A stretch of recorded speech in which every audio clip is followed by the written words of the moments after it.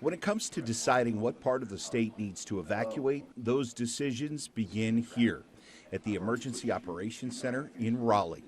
We recently stopped in while emergency management operators from around the state were meeting to talk about new strategies as we head into the 2025 hurricane season. As you're very well aware, it only takes one storm and can have massive impacts to North Carolina.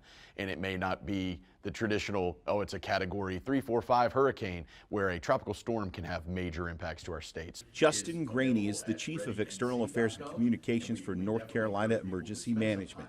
Though they staff the emergency management desk 24 hours a day, 7 days a week, 365 days a year, Justin says the same things they're looking at are available to you right now on your home device. We have several tools that are readily available to the public, as well as to our local partners and local emergency management offices that help to inform decisions. We're back here in our brand new First Alert Forecast Center. We have some amazing tools in this new forecast center to help make a better forecast during hurricane season.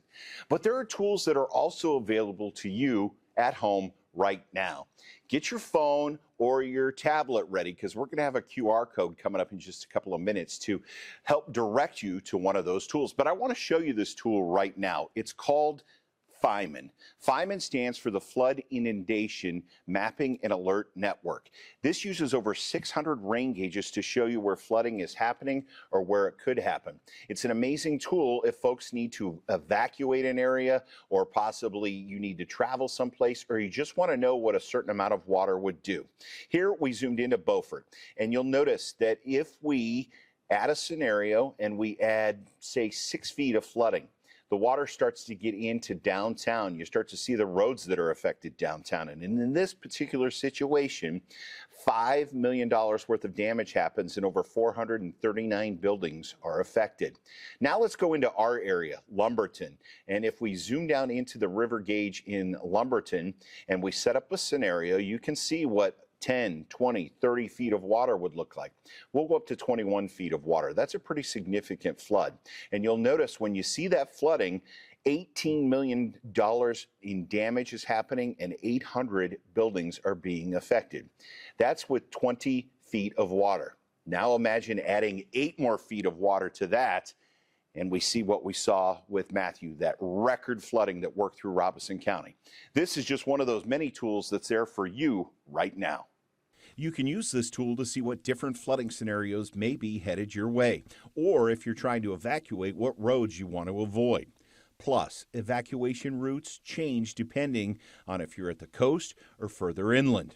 Remember, it's only a tool, and you need to listen to local authorities to get a better overall picture of what is happening in your neighborhood. And the ABC 11 First Alert Weather Team will help you stay weather aware.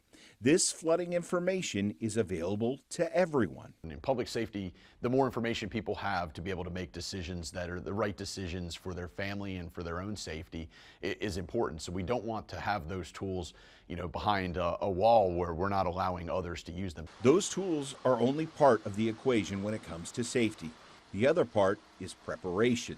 You need to start preparing for tomorrow's storm today. Get ready for a second QR code.